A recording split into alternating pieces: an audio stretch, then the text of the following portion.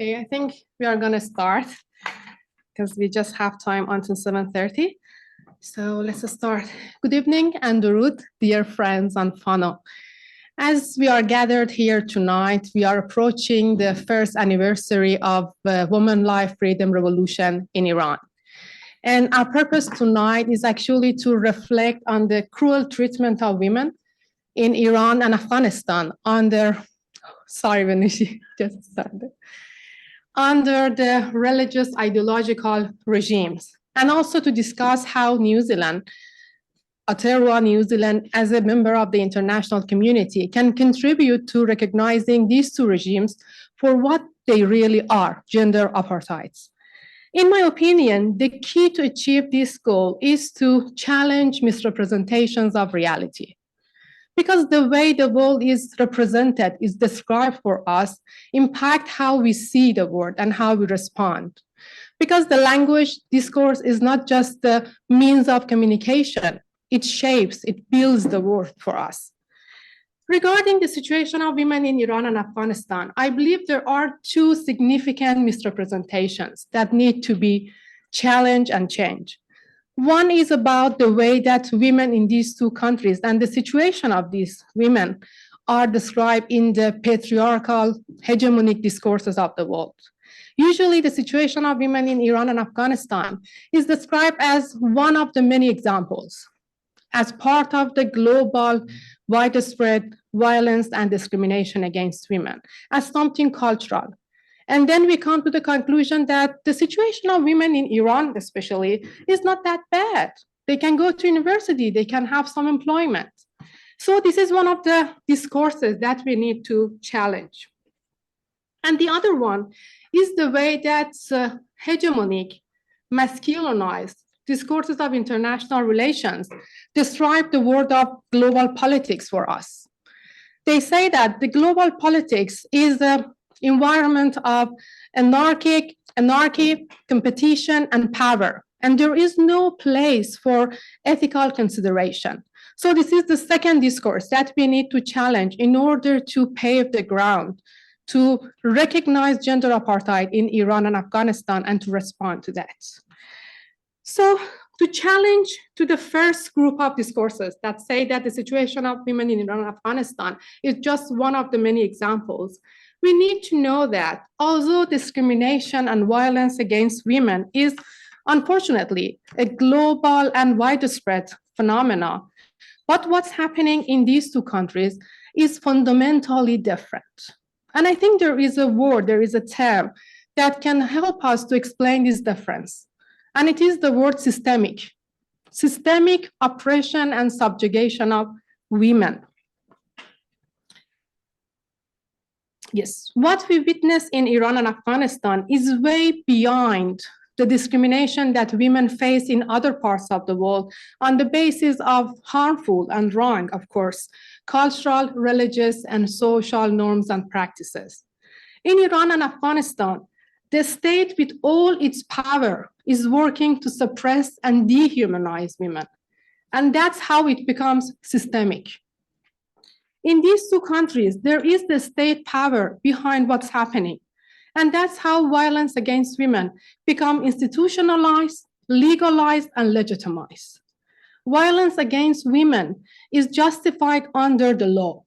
So if you disobey this law, what happens is huge repercussions for you. And it ranges from being denied access to healthcare, to employment, to education, or even imprisonment and death, as we saw in the case of Mahsa Amini. So I think that's why we should not allow these hegemonic discourses to represent the situation of women in countries as only one of the many. And we need to understand the power of discourse, the power of representation. And so that after that, actually, we would be able to name these regimes for what they are and what they are really doing. We have a gender apartheid system in these countries. It's not just discrimination or violence against women like anywhere else in the world, because we have the power of a state behind all what's happening in these countries. And the second group of discourses that we need to challenge them, as I said, are those realpolitik discourses in international relations, those that are saying that the guiding principle for foreign policy, for international relations, should be pursuit of security and national interest. And ethical considerations are good, and they should be applied only if they are cost-free. And that's the way that masculinized discourse of international relations try to describe the world of politics for us. So our responsibility, I think, is to challenge these discourses and to provide some alternatives to them. So what we need to do is to change this atmosphere, this discourse in international relations that says that speaking in favor of ethics or human responsibility is idealistic, is naive, is out of the realm of politics. Instead, we should be mainstreaming discourses that prioritize ethics and humanitarian values as the guiding principles of foreign policy.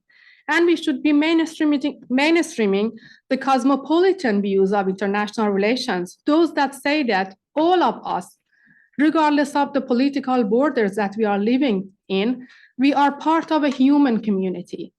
And what each of these members of the community are doing will return to them at the end of the day by creating a fairer, a more ethical, and a more thriving human community. And I think these are all simple rules of thumb that all of us believe in them and apply them within the borders of our country. But when it comes to the international relations, to other people, other countries, then things change. And when we are at that stage, then talking about ethics or talking about sympathy or helping others becomes something foolish. So I hope tonight's discussion can help to lay the ground for a more ethical and responsible international relations. And my humble request from all of you here is to put political reservation aside tonight and be genuinely involved in helping to find solution to proposing some policies so that we can bring this term gender apartheid into the discourse of international relations and hopefully international law. Because without having a term to describe it, it's not possible to address it. So that's the first step that we need to take, hopefully starting from here. Thank you so much.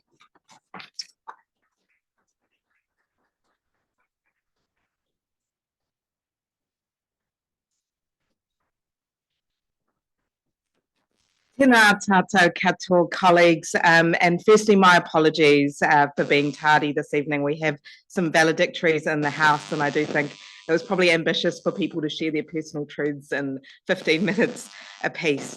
But firstly and foremost, I want to acknowledge the room. I see many of you here who I consider human rights defenders yourselves, powerful human rights activists, but in particular those of you who are Iranian, who have been fighting for rights and protections in Iran. You have a powerful story of advocacy. Dr. Forough, I didn't have the pleasure of introducing you, but not only a lecturer in Iran for 11 years, the founder of IWNZ here, but also just a real powerhouse of advocacy. So thank you all for your work, acknowledging my parliamentary colleagues, but especially Golriz Ghahraman, who also is a powerhouse of advocacy across the board for Iranians and for others. I'll only say one thing because I know you want to listen to our exceptional panelists today, and it's this, that we need to be always conscious of the cradle of justice. I think there's a temptation to believe that the concepts of international law, the concepts of human rights have always been there because so many of them feel them in our bones. But in truth, they're born out of discussions like this that start domestically, that start internationally, and then there's bubbling energy around them. So with that, I will introduce our next speaker, Gregory Fortuin. Gregory was born and bred in apartheid South Africa. And after their side of the Berg River was proclaimed a whites-only area, Gregory, his mum and his two brothers were the last of 200 families to be resettled to the other side of the river in 1972. Gregory was transferred firstly to Australia and then New Zealand by National Mutual. He is a former Families Commissioner and Race Relations Conciliator, and he was appointed by Nelson Mandela as the first Honorary Consul General to New Zealand. Kia ora, Gregory, please do come and address us.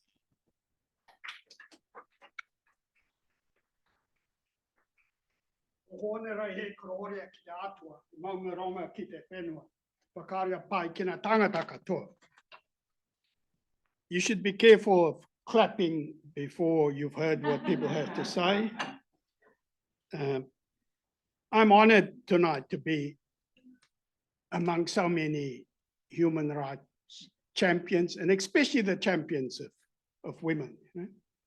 And assalamu alaikum to my Iranian sisters and also anybody who has escaped the Taliban. I arrived in this great country with 6 women and a baby. And I adopted a foster daughter from Timaru in 1995. And in 2000, my wife's 18-year-old niece came to live with us. You know, so I know the rightness of women when you live with 8 of them.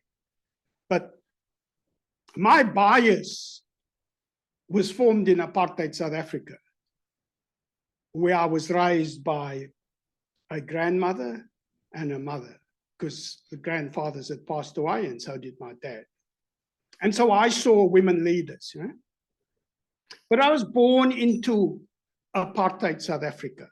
So I'm very precious about the term apartheid, because for me, it has pain, it has trauma, it has evil. And I sometimes get very frustrated with parliamentarians who loose lips use the term apartheid as if they are going to be at a disadvantage. And I think words like apartheid, words like the Holocaust, they have special meaning for those people who gendered and walked through that journey. I'm okay with gender apartheid. So it wasn't just the law.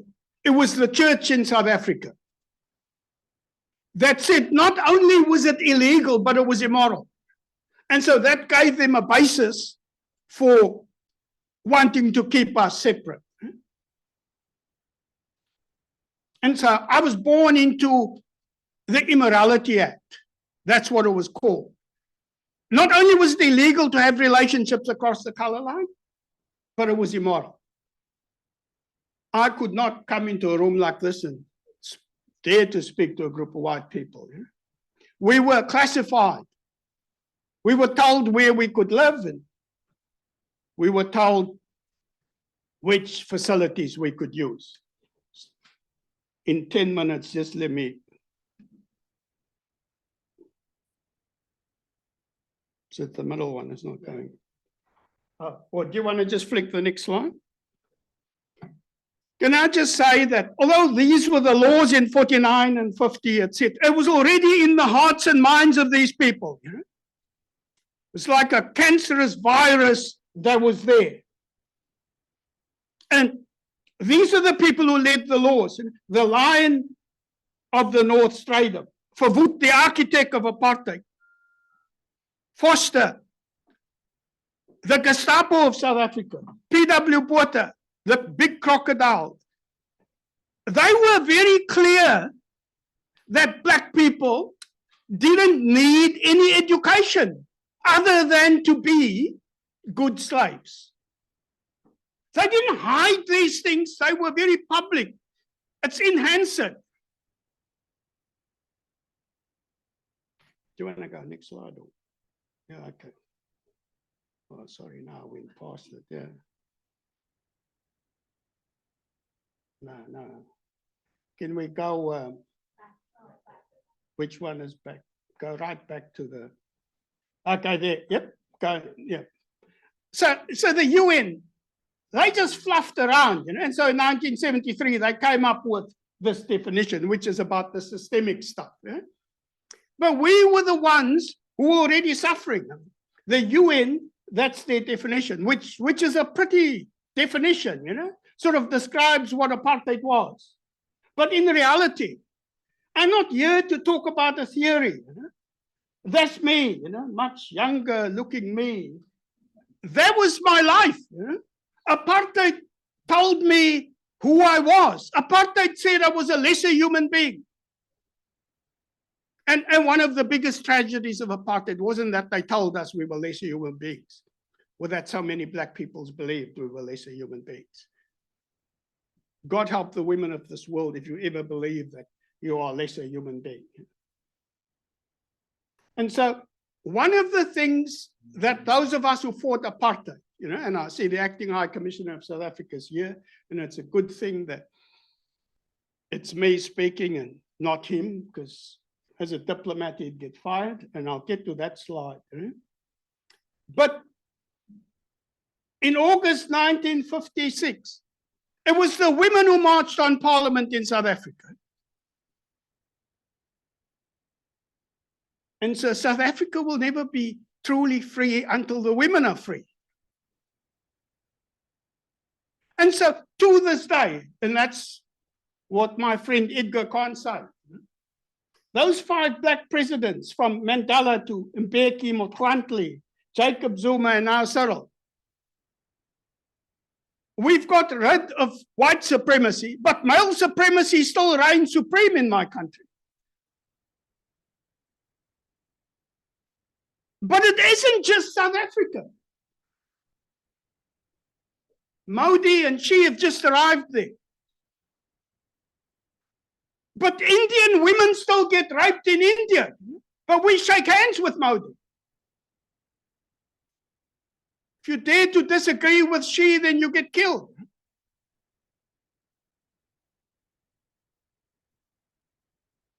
I jumped the slide. Just so to get to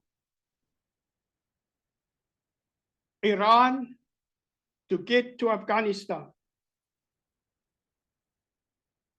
It isn't just those countries. I will get to their evil. But in the US, have they had a women president? 180 years before they gave women suffrage, the 19th Amendment. The Second Amendment was the right to bear arms, to kill people. Took them another 17 amendments later to give the right to women. And so, yeah, I'm biased. I was raised by a mother and a grandmother who was a maid and raised us. I saw women leadership in South Africa. That march on Parliament by the women.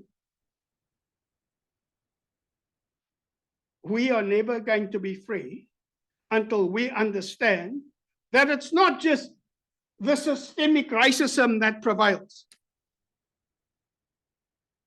but that there's an arrogant sense of male supremacy. And if you think that's what the Quran says, that's what the Bible says. I'd say the only Sharia compliant Kiwi saver in the Pacific. Both the Bible and the Quran were written at a time in a patriarchal society. But they all preach equality.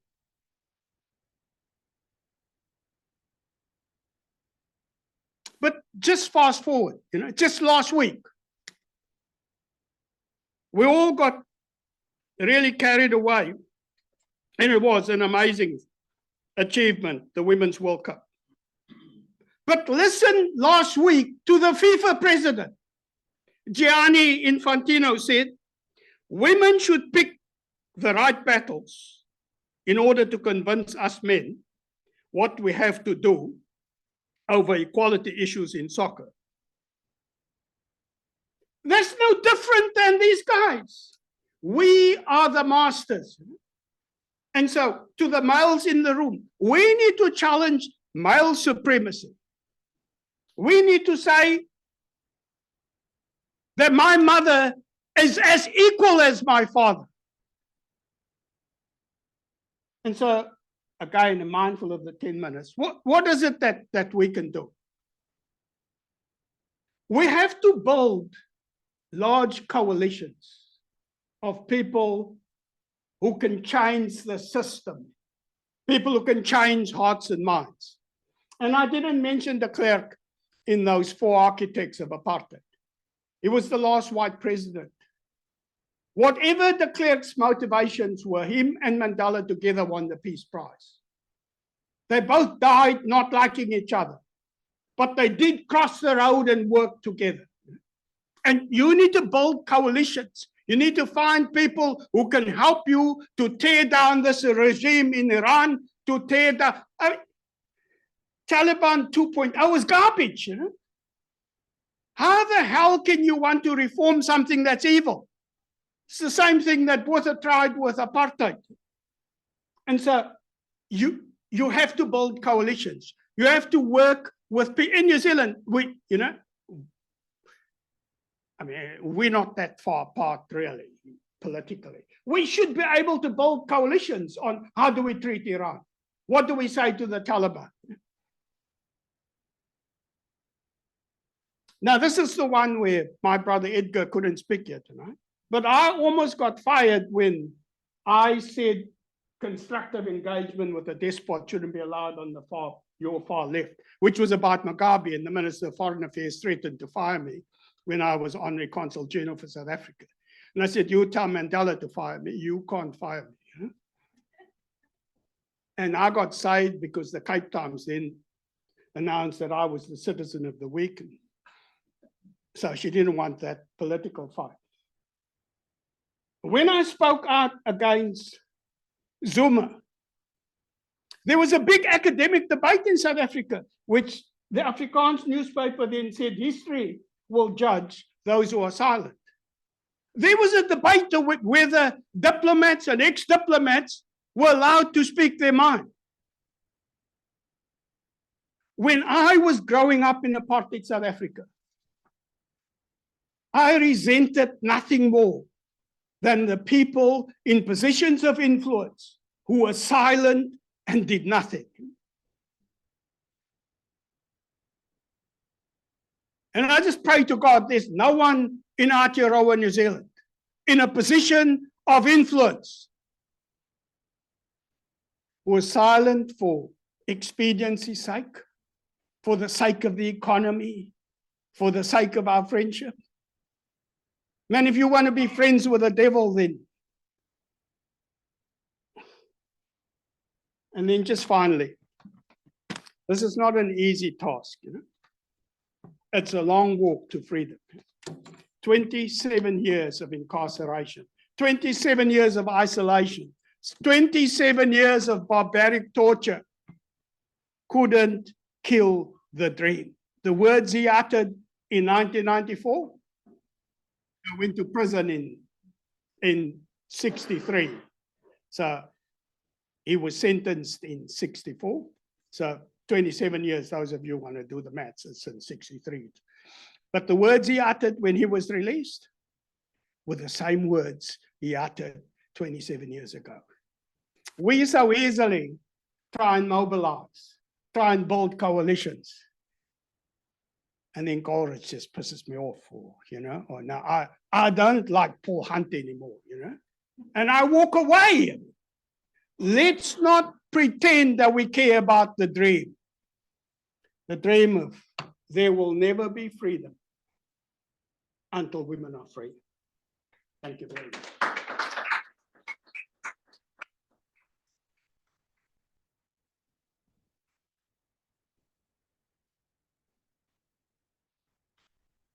Thank you, Gregory. That was really powerful and quite challenging, I think. So I'm sure we'll come back to some questions later about the application and the uplift of the term and how that might work.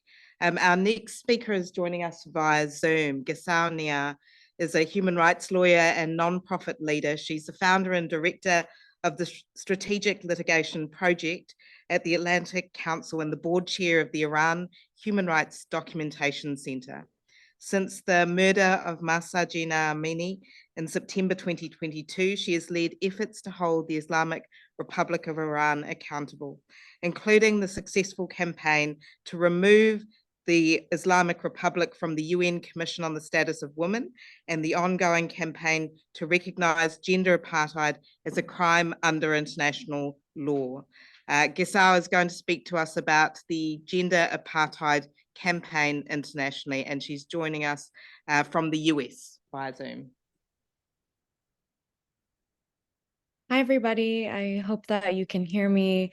Apologies, it's around, it's 2:30 a.m. here where I am, so I won't be able to speak too loud.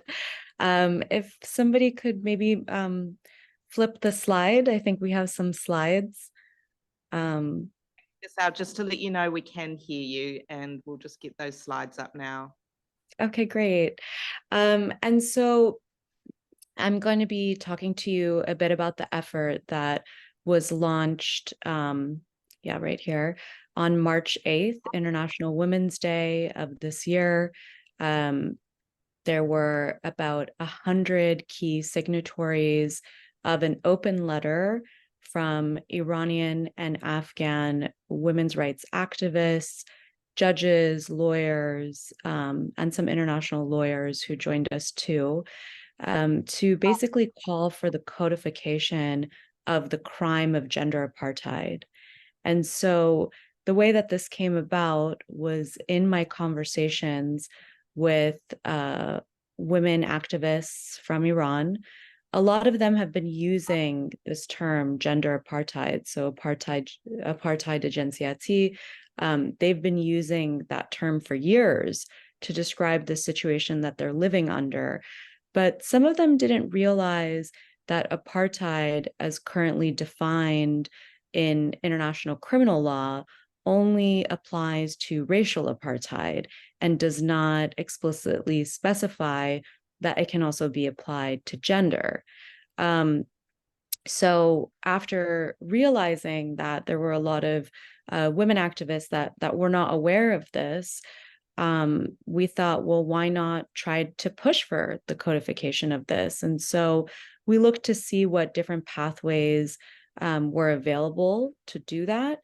And there have been some legal scholars who have published scholarship on this issue, but there really hadn't been a critical mass, I think, in terms of really pushing for this to very much be formalized and for resources to be behind this effort. So we felt that it was very important. If we could flip to the next slide. And I mean, many of you will be very familiar with what happened nearly a year ago now, which is that Gissou Amini, this beautiful Kurdish Iranian woman, young woman who had gone to Tehran with her family, had been arrested and under very murky circumstances after being arrested by Iran's so-called morality police, which is sort of the body that goes to polices the streets and basically make sure that women are complying with the mandatory hijab laws in the country after dying in their custody. And it was very unclear circumstances, and her family was saying that different witnesses had come forward saying that she had been abused by the authorities while in detention. These before and after photos were widely circulated on social media, and you see the before photo of her, vibrant, alive, just a real presence, and then the after photo of her, bruised and battered and seemingly in a coma. And so this sparked incredible anger across Iran, and resulted in people coming out in very visible, large number street protests, with women in those protests making very public demonstrations of cutting their long hair in solidarity with this idea that their bodies should not be policed by the state and that they have control and autonomy over their person. We saw that women were taking off the mandatory hijab and throwing it into bonfires and taking it off in defiance of the laws. And that's really what I think, put at least a global spotlight on this gender discriminatory framework in the country. Now, that gender discriminatory framework has been in place ever since 1979, when there was a revolution in the country, and when a theocratic regime took over and installed a very draconian set of laws that it uses to police women. But I think a lot of times that has been minimized, actually. There have been conversations and different pieces around how the Islamic Republic is a gender apartheid regime, and that has met with some scorn and skepticism, years ago, by very public commentators saying, "Oh, it's really not that bad," and women can be educated, women can this, women can that, really minimizing the extreme nature of the legal framework there. If we can flip to the next slide.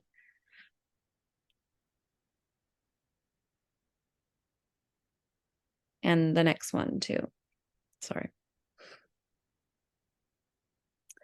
Let's just take a look at some of these laws. And the reason that I want us to take a look at that is because it will really, animate and sort of demonstrate this conversation around how what Iranian women are living under really is a system that is extreme in its discrimination, and where, if you look at the current definition of apartheid under international criminal law, if you swap out race for gender, it really does apply to the experience of women living under the Islamic Republic today. And so women are not treated equal to men under the law, but the way that manifests is that women do not have equal rights in marriage, divorce, custody, inheritance. Their testimony in a courtroom is worth half that of a man. They need permission from a man to travel abroad. Women cannot enter sports stadiums. Of course, there are these mandatory hijab laws that we're now tragically familiar with, and women cannot ride a bike. I mean, this is just a slice of the sort of discriminatory provisions that are formalized in the law. So, as we know, misogyny, patriarchy, those exist everywhere, and there's really no country that's immune from that, and there's no people that are sort of immune from that. But it is an exception to have this degree of gender discrimination actually enshrined in a legal framework. There's really only a handful of countries that have such an extreme gender discriminatory framework, and where they're actually quite proud of that. And they insist on that for societal order. They sort of are very keen to enforce subjugation, separation, really intending to remove women from public life and public space. And it is intended to entrench the regimes that are in power. It is intended to dominate, one group over another, which really is the core of apartheid. If we can go to the next slide. Of course, as many of us are very familiar, this also very tragically applies to the situation of women living under the Taliban in Afghanistan. And I know that we just marked the very sad occasion of 2 years since the Taliban have, the US government pull out from Afghanistan, and what resulted in the Taliban taking over. And so, we have a whole cohort of a whole generation of women in Afghanistan now who for 20 years lived, if they were in more urban areas, they often, lived in a situation in which they could partake in education, where they could be employed, where they did have a lot more rights than maybe their, mothers had historically living under the Taliban at the time when they were in power prior to the past 2 decades. And it's the rollback, the extreme rollback that we see with decrees almost every day, at least weekly, announcing yet another restriction. And so women in Afghanistan are banned from education. That's now extending to, for a while, some younger girls were still allowed to go to school, and now, of course, that is being stripped away as well. They're banned from employment in NGOs and in government. They're banned from traveling long distances without a male. They're bound by a strict dress code. They're banned from working with the UN, and we know that there's some ongoing discussions around that. Yet, despite all that, there is a conversation around actually recognizing the Taliban as the legitimate government of Afghanistan. There's a whole, cohort of people who are pushing for the UN to give formal recognition to the Taliban, and that's very concerning given this extreme gender discriminatory framework. If we can go to the next slide. So just to put the definition up so that we know, what it is that we're specifically dealing with the 1973 Apartheid Convention, which really was born out of the experience of apartheid South Africa, as we had heard, that defines apartheid as inhuman acts committed for the purpose of establishing and maintaining domination by one racial group of persons over any other racial group of persons and systematically oppressing them. As I said, if you swap race for gender in this definition, it really does accurately describe the situation of women living under the Islamic Republic and under the Taliban in Afghanistan. And so one of the questions that, a lot of us have received is, well, we already have the crime of gender persecution as a crime against humanity under international law. Doesn't that cover this situation, and is there really a gap, and why would we need gender apartheid to be codified? But the answer to that is that it actually is a bit different, because if you look at the definition here, apartheid is really about this domination. It is a kind of intent, almost a motive behind this crime. And it really speaks to, architects of a system, of a framework that have been designed to do this. So you could see a situation in which the architects of a policy to deprive women of education or to deprive women of certain rights could in and of itself be the acts that constitute the crime. With crimes against humanity as a crime under international law, there has to be some underlying acts. So there's the not to get too into the weeds, but basically there has to be certain acts that would be charged for the crime against humanity of gender persecution. And I think what we believe is that simply the act of stripping women of education in and of itself could amount to the gravity and the level of an underlying act that we think would be appropriate for this crime. The other thing to note is that gender persecution, as currently defined as currently constituted in the Rome Statute, which is the animating treaty for the International Criminal Court, of which Afghanistan is a member, and of which there is an effort to put together an indictment against Taliban leaders regarding gender persecution. Persecution has to be charged alongside another crime under the statute. So it can't be charged in and of itself. There would have to be another crime under the Rome Statute that's charged as well. And apartheid actually could be charged on its own. And we do believe that it more accurately describes the situation of women living under these regimes. And one reason that perhaps it wasn't included before is because back in 1973, there really wasn't that much attention to gendered crimes. There has been a lot of, development in that regard, in looking at how women are treated and how how that experience of discrimination or sexual and gender-based violence or things that sometimes disproportionately affect women, how that's treated under an international criminal legal framework. If we could just go to the next slide. And I think we heard from Gregory, and so I don't need to emphasize any of these points, but how that system of apartheid came to an end in South Africa really was due to, of course, all the activism from incredible South Africans standing against the regime, but that also came from the internationalized response of, over time, of it becoming completely unacceptable for this situation to continue. And the women who signed on to the open letter that we released on March 8th also believe that there need to be internationalized responses to really recognize the situations that they're living under, and for there to be adequate responses, not just under the law, but in terms of foreign policy and in terms of the way that these regimes are dealt with. If we can go to the next slide.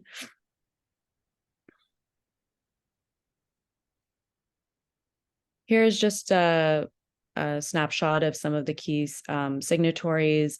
There's Fawzia Koofi, who was, the first woman deputy speaker in Afghan parliament. There's Shirin Ebadi, who's Nobel Peace Prize laureate. But quite notably, there's also Gracia Michel, who is an incredible women's rights, advocate, and also happens to be the widow of President Mandela, of Nelson Mandela. And so for us, it's really significant to have key figures who were key to dismantling the apartheid state in South Africa, also endorsing this and recognizing the power of this term and how it does apply to the situation.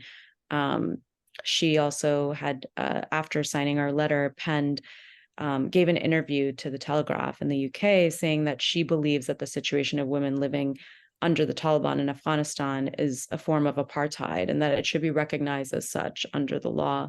There are other folks that I have spoken to that were key in that movement to dismantle apartheid in South Africa, who have said that for them, they're very cautious about how the term apartheid is used. So very much what Gregory was saying earlier, they're very cautious about how the term apartheid is used, but they recognize the severity of this situation. And they also recognize one interesting thing is that in my conversations with people about this campaign and just, as we've been socializing it and speaking about it online and to different folks, it becomes apparent that a lot of people under the age of 35 are actually unaware of what apartheid means, which was interesting for a lot of us to process. Some of them have the context of perhaps Israel and Palestine and know it through that context, but overall, a lot of people under the age of 35 are not familiar with the term apartheid, even as surprising as that may sound to some of us, but it's really because they weren't alive at the time, or they weren't, very maybe paying attention to the news cycle in the years 1990 through 1994, when the system was really being dismantled and when some of those headlines might loom large in our heads. They don't know they're not as familiar with it. And so some folks associated with the effort to dismantle apartheid in South Africa have mentioned to me that one benefit they see of this is that it's kind of re-educating or educating an entirely new generation about what the crime of apartheid is, and what the experience in South Africa was and how horrendous that was and why that needed to be dismantled. And I think, obviously with the situation of the Holocaust and how that has factored into studies about genocide, while we know that genocide is not only a crime that was committed during the Holocaust, but since then, regrettably, there have been other genocides, and that's how it's defined under international law. There's more of an awareness of that, maybe because of how that has gone into different curriculums, maybe because the crime has been prosecuted more frequently. And so this campaign also presents a way to sort of bridge that and give that historical education. If we can just go to the next slide and I'll wrap up quickly. Okay, so one thing that has happened since March 8th, when we initially launched this, again, it was with the consultation of a few lawyers that had worked on that in the past, and it's a group of lawyers, including myself, that have been working on this, but there hadn't been many inroads to that point. In fact, a lot of the discussion was around the fact that the crime of gender persecution already exists, so why would we be asking for there to be the codification of the crime of gender apartheid? To that, I'll say we have racial apartheid and racial persecution both as crimes in international criminal law. So it's not entirely clear to me why we couldn't have gender apartheid and gender persecution alongside one another as we do with race. But it has been really incredible to see some of the movement since March 8th. So, of course, as I noted, there are figures who are associated with the anti-apartheid movement in South Africa who have explicitly either signed on to the letter or somehow endorsed this concept of codifying the crime. On June 19th, the UN Special Rapporteur on Human Rights in Afghanistan, Richard Bennett, and the UN Working Group on Discrimination Against Women and Girls called for gender apartheid to be recognized as a crime under international law. And a lot of countries made statements during an interactive dialogue supporting that call to action, which was really amazing to see. Also, because for those of you familiar with the United Nations, they can be somewhat slow to act. And although this was an independent expert saying that, that gives a sort of imprint to what, you know, frontline activists have been calling for. That's really important in this movement and important to mobilize member state support. UN Women has now been holding workshops about how to codify gender apartheid and you know, speaking about that when I don't think that would have been happening just even a year ago. And on August 14th, very recently, a group of independent experts, which really spanned almost all the special procedures of the UN Human Rights Council, acknowledged this effort to codify gender apartheid in a joint statement that they put out. So what are we actually doing to make this happen? If we go to the next slide, I'll get into what we're asking. So one is that the campaign is demanding that governments raise awareness about the experiences of women in Iran and Afghanistan living under gender apartheid. They're asking that governments issue statements and resolutions acknowledging that Iran and Afghanistan are gender apartheid states. And finally, we're really looking to actually get this into international legal instruments. If we can go to the next slide. One of the more promising ways for that to happen is for us to get gender apartheid included in the Crimes Against Humanity Convention that's currently being negotiated globally. I won't get too detailed on that because I know we're short on time, or I'm short on time for my contribution here. But basically, there's a Crimes Against Humanity Convention that will hopefully be adopted at the end of 2024. And we are looking for the inclusion of gender apartheid as a crime in that convention. There is a group of lawyers working on that. And we are speaking to different member states that are very supportive of this effort to try to get that language into the draft. If we could go to the next slide. I'll conclude with how, oh, there is no other slide there. Okay. Gissou, we may have run out of time on your section, unfortunately. No Firstly, thank you so much. I think that was really insightful contribution, especially the points you made about distinguishing existing provisions in international law, which apply. And I suspect we might come back to that during question time. Also, my sincere apologies for not pre-warning you that there would be a series of bells running for the last 5 minutes. Those are just our division bells here in Parliament. But thank you so much, and also for your work and for joining us at a time that's convenient to us, but maybe not so much for you. And I'm sure we'll have some questions soon. We will move on to our next panelist, the Honourable Margaret Wilson, who is an Emeritus Professor of Law and Public Policy at the University of Waikato. She's a former Member of Parliament, has held several ministerial appointments, including Attorney General, Minister of Labour, Minister responsible for Treaty of Waitangi negotiations. She's a former Speaker of Parliament and has held positions as the Director of the Reserve Bank, Law Commissioner, Foundation Dean, Waikato Law School, President of the New Zealand Labour Party as well. So thank you so much, Margaret, for joining us. And Margaret's going to speak about how she sees this concept from a parliamentary lens in terms of policy making. Over to you, Margaret. Thank you very much, Anisha. I'll try and keep it short because I know you're conscious of time, and everybody is, including those bells. I thank you for the invitation to be part of the panel, and I accepted it because I also wanted to find out a bit more about what was actually meant by the term gender apartheid in this context. And I note from what I'd read and from what I've heard today that it's part of this global campaign to normalise the term gender apartheid, to identify accurately and to precisely identify the actions of men who govern states in Iran and Afghanistan, though any law may actually go beyond that in terms of a generalised statement as to what is meant by gender apartheid. But the idea is to criminalise any control and domination of women and systematically excluding them from living a public life or participating in public spaces.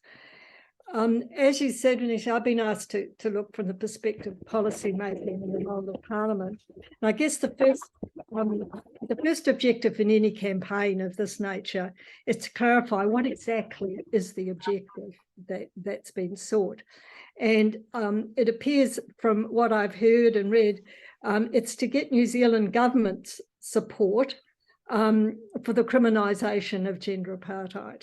That seems to be the end goal, and to be able to get to that end goal, it seems to me that a New Zealand government would have to understand there was a level of support amongst the New Zealand people to in fact pursue a policy like this, and that also from a government's perspective, it would have to be reasonably consistent with both its foreign and domestic policy initiatives. And that brings us back, I think, to one of the first speaker's points about ethical foreign policies, and we could have a whole issue on that, and I thoroughly endorse what was said, but you've asked me to look at what is the reality of the position. To organise a level of domestic support in the New Zealand context, I think you've got to clearly, people have to understand what's meant by apartheid in this context.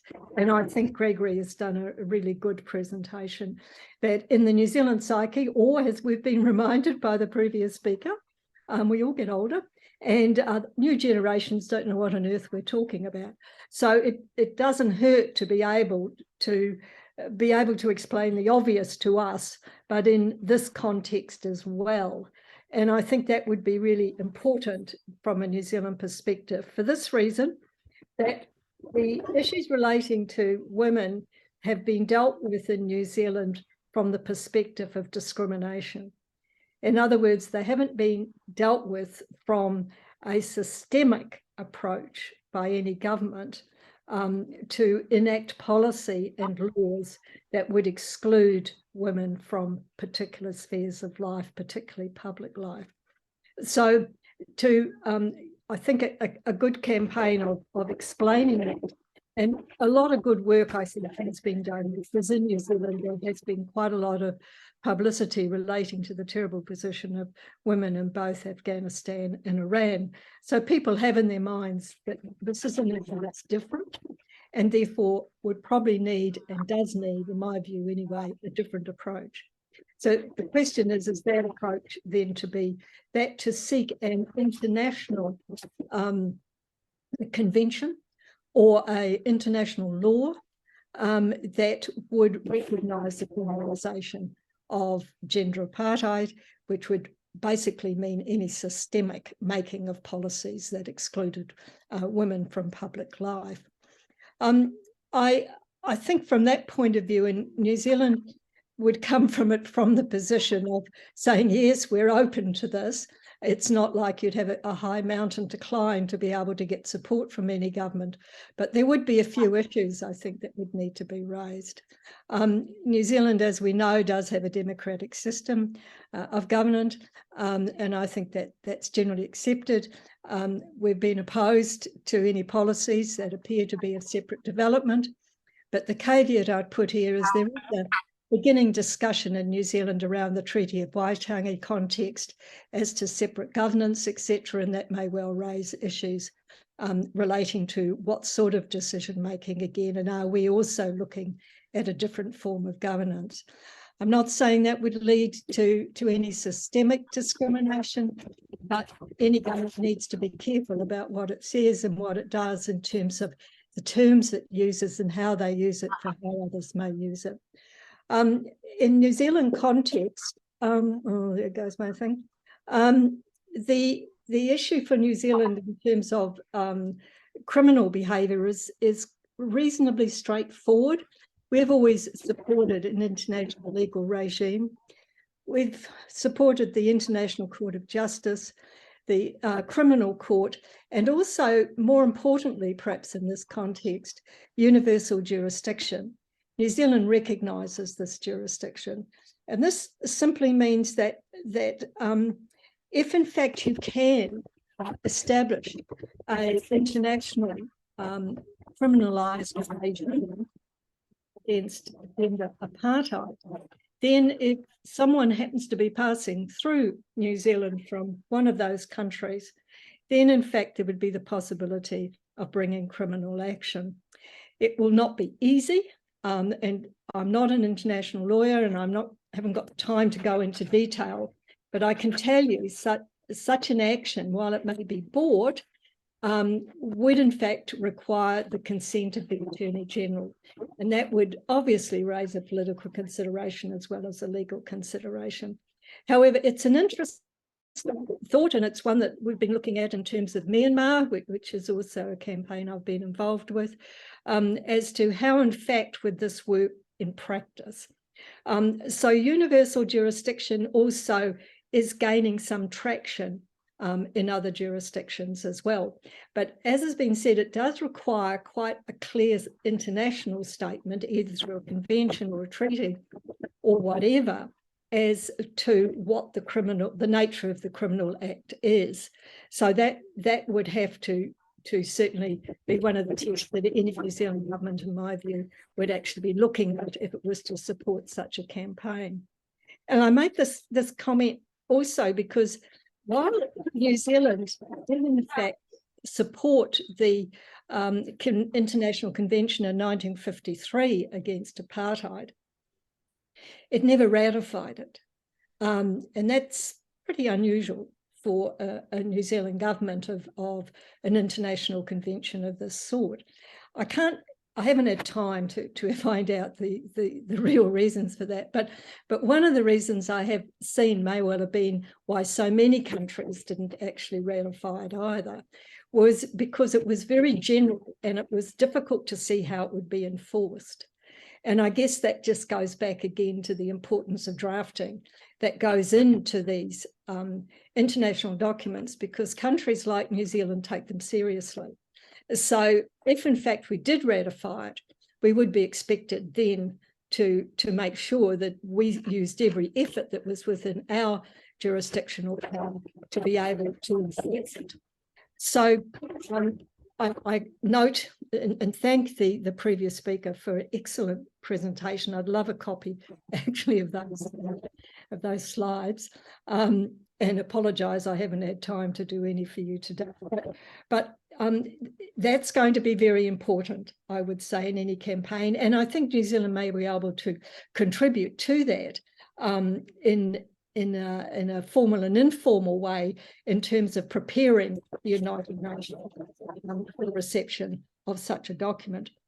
I'll close because I am conscious, I'm going over my own time, that one of the difficulties I have with the notion of gender apartheid, but with the fact we're living in a country and a time, not so much a country, a time where the international rules order is being heavily contested. In other words, what we may accept, as we used to and did, as being good international practice and consistent generally with what we would understand to be human rights, etc., is no longer the case as far as I can see. And this is partially because in the United Nations now there are greater divisions because of the pressures that have been built up internationally. So I guess I would argue anyway that New Zealand really does have an obligation to support something like this and a convention like this, if for no other reason that we do support a rules-based international order. And if we don't support a rules-based international order, who knows what practices are going to develop in what countries and in what ways. In other words, we can't really be certain or secure that what we think is the right thing to do and is the right thing to do will continue to be so.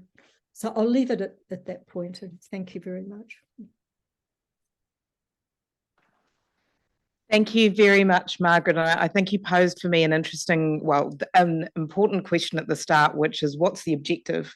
what is it that we're trying to achieve, and then posed a way in which for us to move forward, which is actually using one of Paul Hunt's phrases, the domestication of international law and supporting that growth internationally. The question I was thinking of as you spoke was, it seems to me that the genesis of international principles is now happening in a different way because of this distrust in some of our multilateral institutions. And so perhaps when we get to questions, we can have a conversation about what your thoughts are on the genesis of some of these new concepts taking root within nation states first. But I might leave that there for now because we have our final speaker with us, Suzanne Manning, who's also joining us via Zoom. Suzanne is the president of the National Council of Women of New Zealand. She is leading a fabulous, I'm told, team of volunteers who advocate for gender equality and women's rights. She has an eclectic background in science, education, policy, history and social systems, gaining a PhD along the way, and her passion is for creating effective systems change to end discrimination of all kinds. Thank you for joining us, Suzanne, who will be speaking on the importance of New Zealand being a pioneer in women's rights, such as the right to vote, and how setting another example on the international level is important. Welcome, Suzanne. Here with us. Oh, it's sort of like Zoom in person. So, tēnā tātou katoa, ngā mihi ki te whare paramata, ngā mihi ki te taranaki whānui, te taonga te whenua, ngā mihi ki a koutou. It is really nice to be here. I feel so out of my depth, but you know what? Fake it till you make it. It's worked for everybody else, so why not? It's been great to hear these speakers tonight. Having wondered how I was going to say anything, I am amazed at how many points I wanted to make have been talked about in different ways from different perspectives tonight. So I think we must be on to something here, I really do. I want to think back to the 1890s when we had what I will not call gender apartheid, because having heard from Gregory today, the depth of that term needs to be reserved for this extreme level. What we did have, though, was systemic discrimination against women. So, you know, democracy the world over was in a state of flux at that point. We had the Boston Tea Party making all this, we need rules, rule by the people, for the people, and you can't make rules without us. That's what all that was about. And it was ironic when the democracy project was in Aotearoa, as in a lot of places, people, all the people were white landowning men. So there was systemic discrimination right there. But suffrage was also a global, suffrage for women was also a global project at that time. And you think of the things that were happening, like the suffragettes in the UK, and they were doing it in their way, which was different to the suffragists in New Zealand. Now, please get that right, because I've got members of the National Council of Women who will tell me off very much if you get that wrong. Suffragettes had a militant approach. They were throwing themselves under horses. They were doing that in their context, in their culture, to make a protest. Here in New Zealand, we took the political advocacy approach, and it was a lot more trying to build it up and change the political system. There is no right or wrong approach. It's what works in you, your culture. It's what you decide to do. Thinking about how they achieved their goals, because both countries did achieve their goals eventually, they took the men on at their own game. So in the UK, they were talking about, they were doing this militant action, this conflict, this macho, bring it on. In New Zealand, it was the politics game, They took them on in their politics and in the same way. A petition to Parliament, so they were actually using the systems that were there. It was collective action. Always, it's collective action. It's together we do it. It's not a single voice. There might be a few voices leading, but it's collective action. It's grassroots. It's ground up, and it's centered in the cultural context of that place. Got to cultivate allies. Now that's been mentioned again. There was no way that women would have got the vote in New Zealand if the men hadn't voted for it. Now, however you cultivate the allies, I believe that one of the suffragists here was one of the prominent ones, was married to a member of Parliament, so he basically had not a lot of choice in the end but to vote for it. But those sort of allies are very important. It was also a single focus, which is very difficult when you've got a huge problem to actually unpick. To have a single focus, to have an achievable goal. That doesn't mean you have to stop at one, because that's what happened with the National Council of Women. Started in 1896, 3 years after suffrage, because there were these women with energy and the job hadn't been finished. So they moved from the project of getting the vote to the other systemic discrimination, the matrimonial laws, the gender pay gap. We're still working on that one. And women MPs, it wasn't until 1990 that a woman was allowed to be an MP. It wasn't until 1931 that we actually got a woman MP. So those were the things that we're working on. By now we have, as has been mentioned, less systemic discrimination in our laws. What we have is that the problem with attitudes and that patriarchal attitudes that stay around, which is why at the National Council of Women we are involved in a longitudinal gender attitude survey. So every 2 years it comes out. The results are going of this year's survey will be launched in a couple of weeks. So you wait for it. Don't hold your breath. So, you know, there's one thing, as we look at our history, I think that New Zealand is maturing. We are actually transforming as a country. We are starting to transform some of the patriarchy. You think about it, that we're not just doing it the men's way anymore.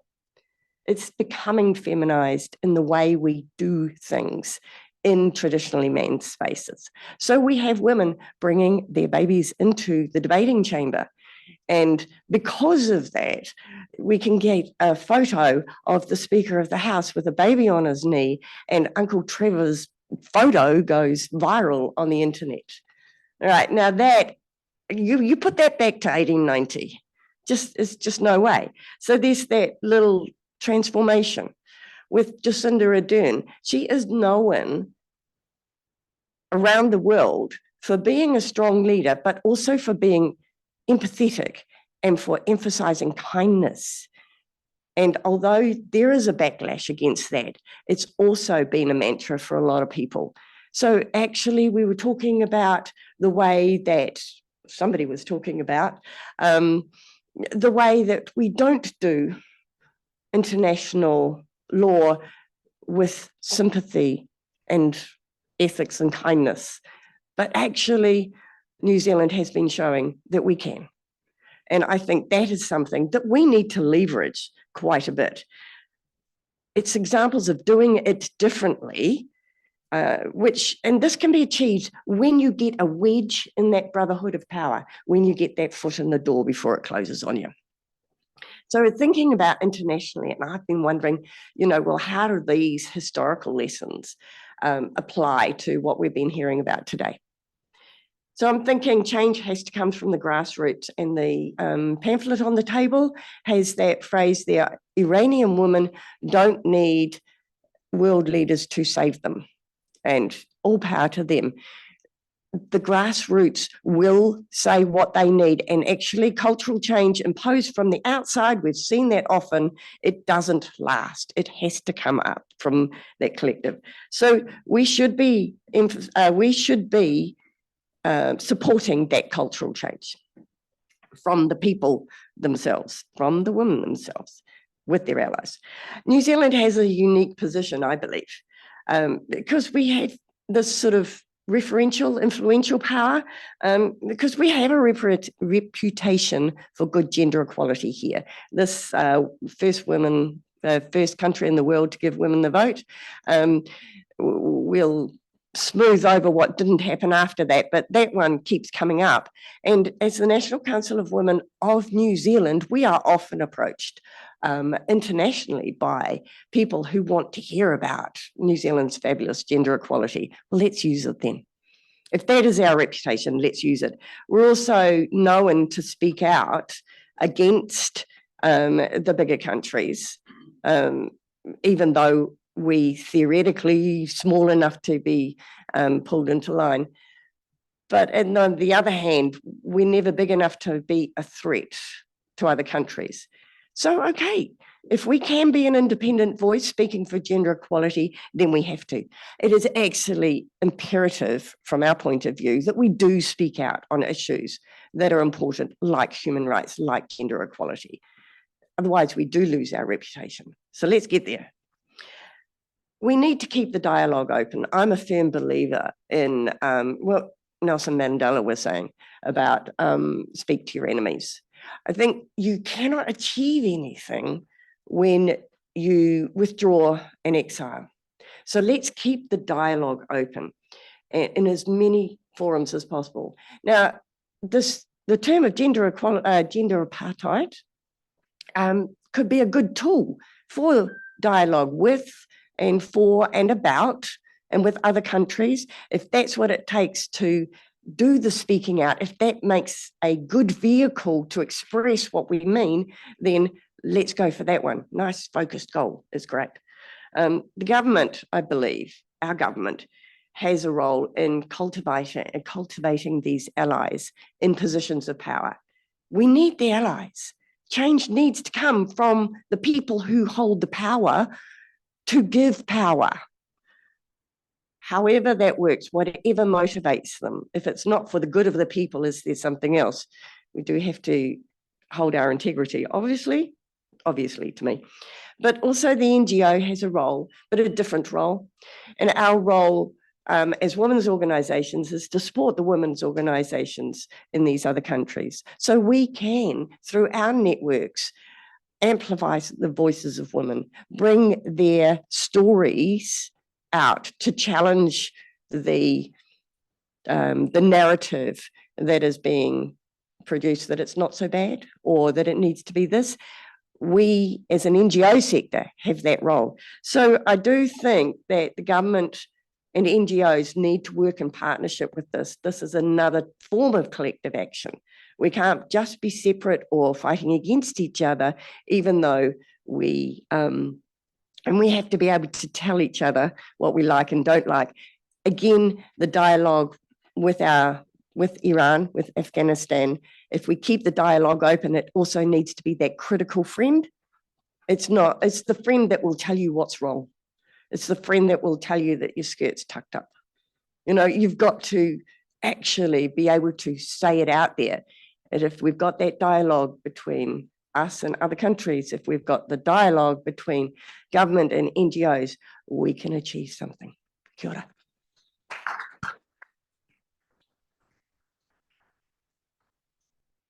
Thank you very much, Suzanne. And I think you spoke really powerful to why New Zealand should be a leader in this space, but also the how and that concept of collective action as well. I've got to say, I love that you mentioned Trevor and the baby. My favorite was when he would stand up to shout at someone while holding the baby. One hand over here. And I think this is a good time for us to move to some questions. So I might just share the chairing with Dr. Forough as well, just as we go, and just very aware that some members might need to leave to go into the chamber this evening. But who would like to kick us off with the first question or an observation? Sit there. Will our Zoom folk be able to hear? Wonderful.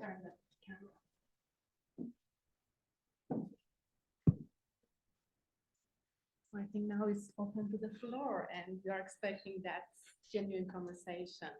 So we need the microphone. Oh, yes. Can you?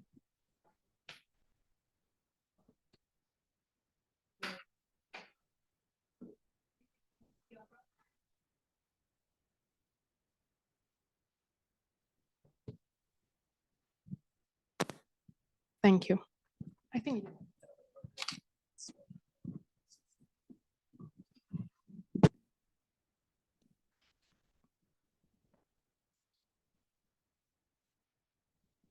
Thank you very much. Can you hear me differently now? Really? Okay, good. So please, if there is any question or any opinion, ideas about gender apartheid from the speakers, or just if you like to share your ideas, we're happy to hear from you. Anyone wants to start? Yes, sure.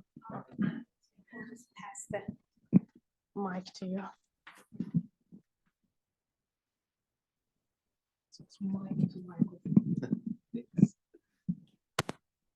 Thank you to all the speakers. That was really illuminating. The question I had really goes back to the conditions in Iran. It's about helping me to understand the situation more. And really, I'm interested in how fixed or fluid the situation is. And I was reflecting on, prior to these events over the last year or so, what do we mainly hear about Iran and New Zealand through mainstream media? And generally it's been about the election of a hardliner or the election of a more moderate reformer type. And so I'm interested to know, within the country, within the regime, does change occur? Is greater space created when that happens? And then does it go back? Or is there a consistent level of repression that is faced? And I suppose really that goes to, in the end, what I'm asking is there space to reform or change within the existing regime, or to make real change in this area? Does that require a different regime in place?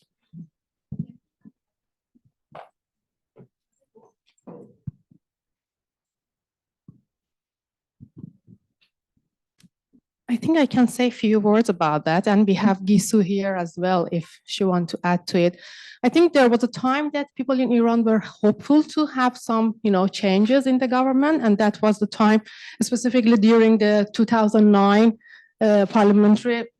presidential election. That was the time that people were trying just to bring these reformists to power, and it failed, and the state didn't allow, any space for the reform. I think after 44 years of the experience that Iranians have with this regime, now we are at the state that we know there is a minimum level of agreement among those who are in the power that do not allow, any actual reform to happen. So in terms of women and their rights, I think everything were similar, whether it was reformists in power or the more conservative groups. Women cannot, have these rights in marriage, in divorce, in child custody. They cannot go to a stadium. None of these things were different when the reformists were in power or the conservatives were in power. So we are at the stage now, I think, like all Iranians, that this regime cannot be reformed. I don't know if Gissou wants to add to it or if she's hearing us. Yeah. I don't know if you can hear me still. Yeah. Okay. I think that covers it. But one thing I would say recently is that you might have seen, footage of Iranian women not having the mandatory hijab. And so lots and lots of women not adhering to that.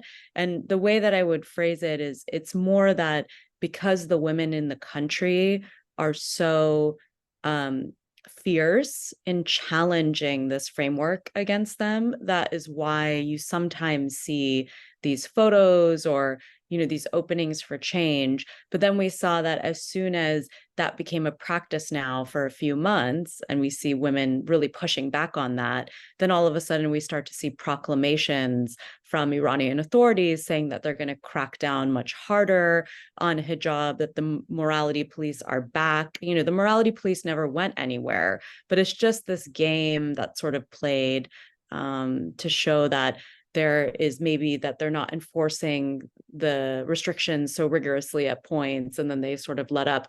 But all the while, they've been installing surveillance technology to more closely monitor which women are adhering to hijab or not. And so, I mean, I completely agree with this point. I think even the longtime reformists in the country, you know, some of the women frontline defenders who always were in favor of an incremental approach, they've just said there's no choice but revolution now. And these are longtime reformists. So that's really reflective of how the population inside the country is feeling. And, you know, all our demands are basically in line with what they want. And yeah. Thank you, Gissou. And any other questions or points that you'd like to make? Yes. That works now. Yeah, thank you. I just wanted to acknowledge your work, that you've been very active really over the past year. So I appreciate that. But I mean, you and the team, I mean, I just wanted to address something about the current movement in Iran over the past year. I think so the government obviously is a dictatorship system, and is so the human rights record in Iran is very clear to the world, and I am very agree with that term, gender apartheid. But I think we should look at the opposition as well. I want to address a part of the opposition that introduced slogan, men, homeland, I don't know the word is, yeah, prosperity. So they, a part of the opposition, identified themselves with that slogan. So these concepts, they introduced exactly against woman life freedom. But unfortunately, in the Iranian media or Iranian diaspora, they don't want to talk about this. They don't want that the international community and people become aware of this. So of course we have a movement, woman life freedom. The progressive side of this movement, that people are fighting with this slogan. They use this slogan to create a fundamental change, but in the same time, in the opposition, in diaspora, we have that right-wing people as well. But people don't want to talk about it.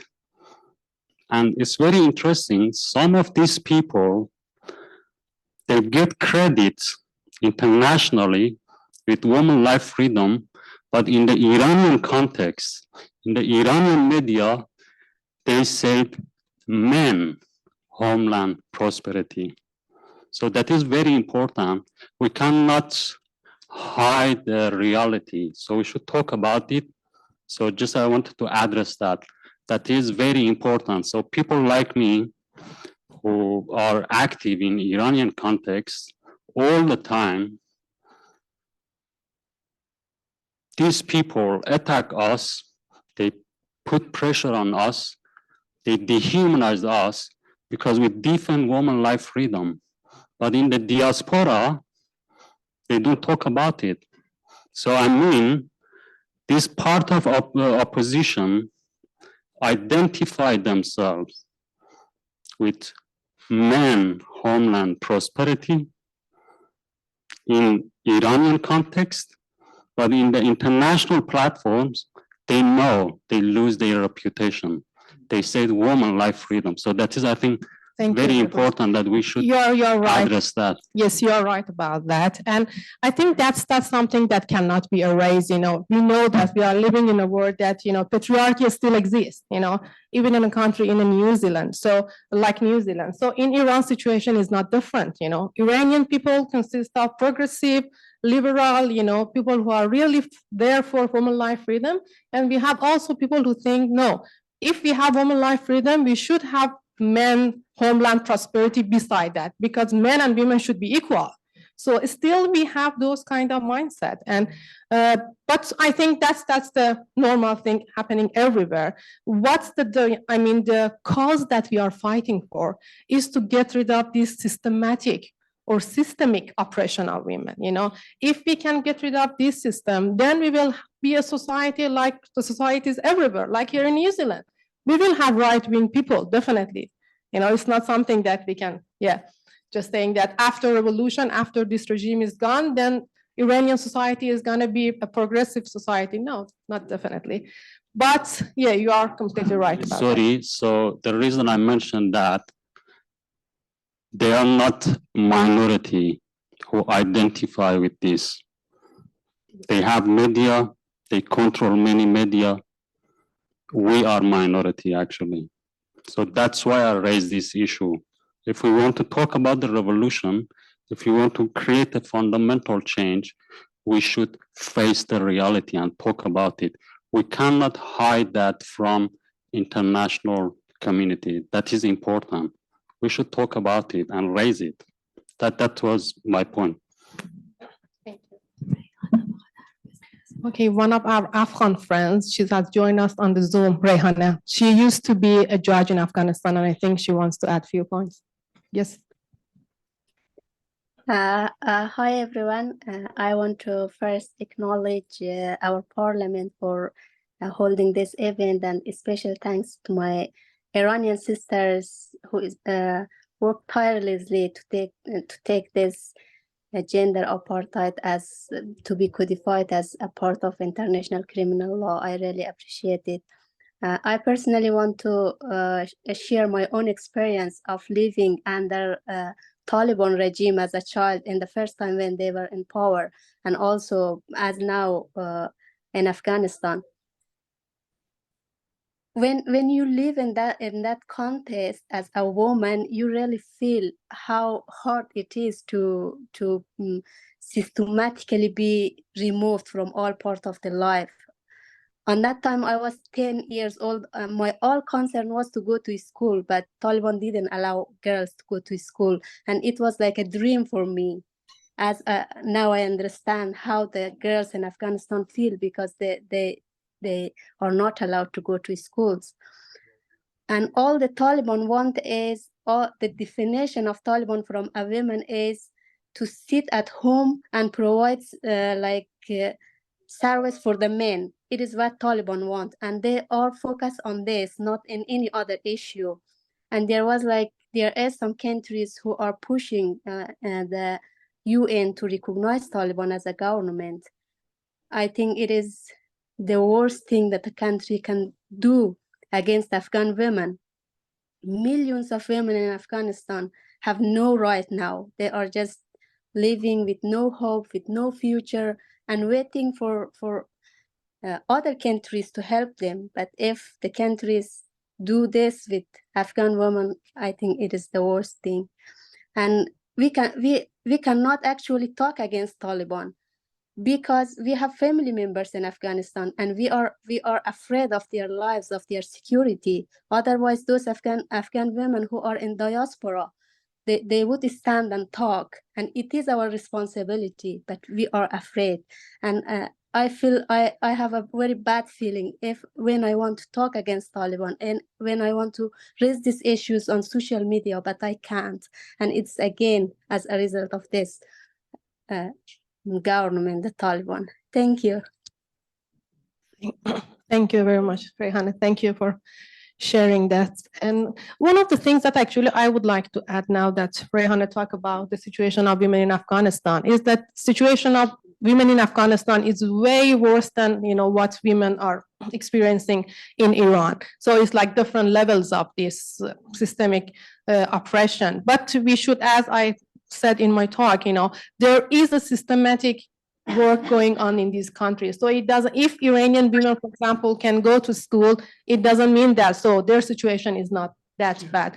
But situation of women in Afghanistan is something really urgent. It's even been late after 2 years that we have allowed Taliban to be there, and then having this conversation about recognizing it or having negotiation with Taliban that maybe we can change things.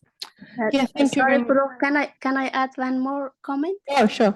And one thing that I think international countries should be worried about is the new generation that the Taliban raised in Afghanistan.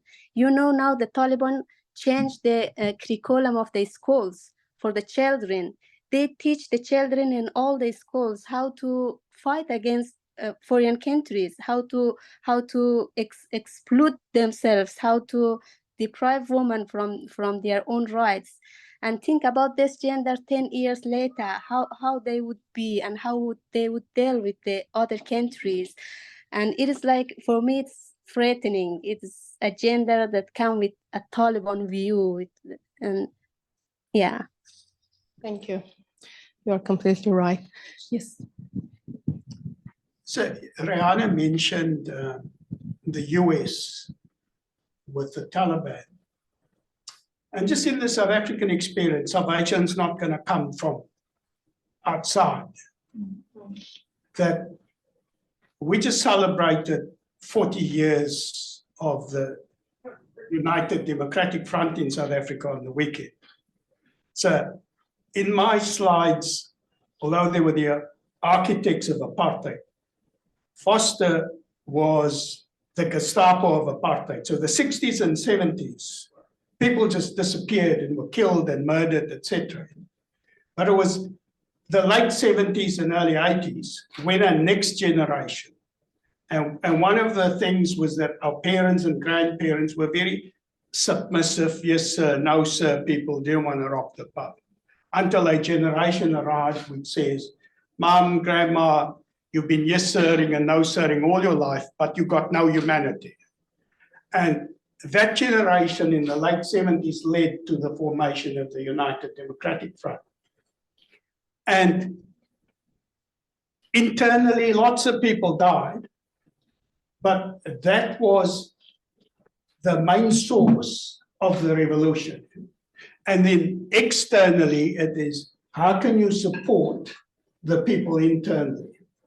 But P.W. Botha didn't care about what external said, and Reagan and Thatcher propped him up in any case.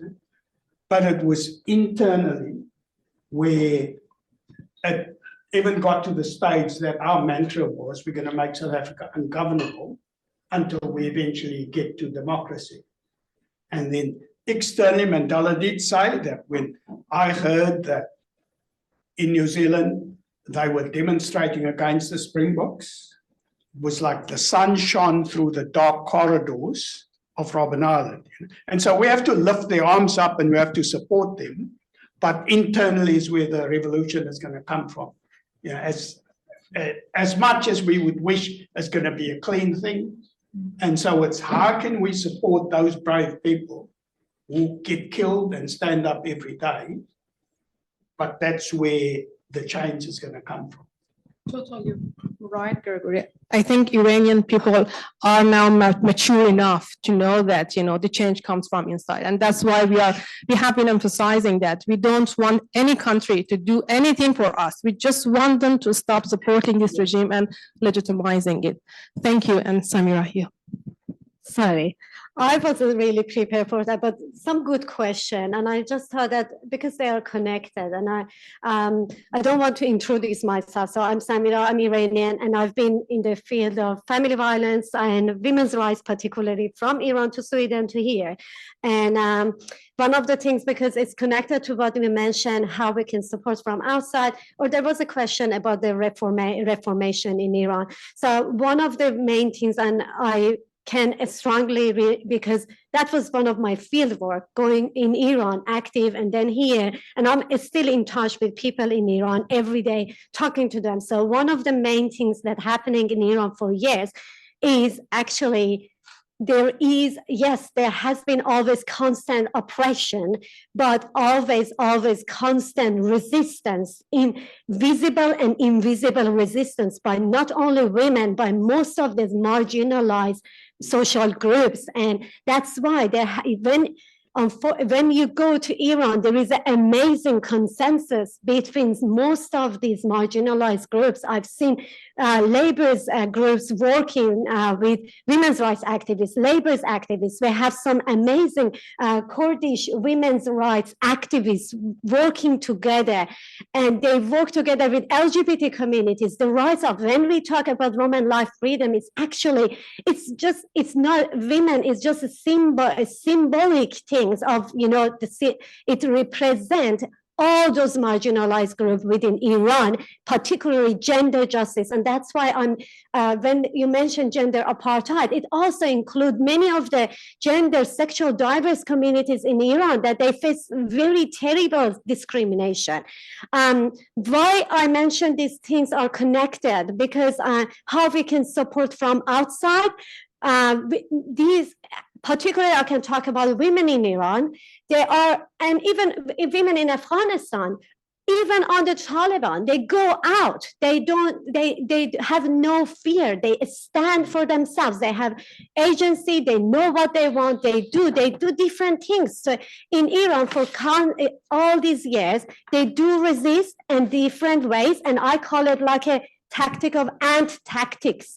They go back, they different ways, they bang on the wall of Islamic Republic regime, and there are lots of cracks on this wall, and soon it will be fall down. But do you know why it doesn't fall down? Because the international communities, they don't support by what? They don't want, they involve, they do something for women. When we are celebrating gender equality in Aotearoa, but we do not stand against gender discrimination, human rights discrimination in other countries, means we leave Islamic Republic to have a space in international community.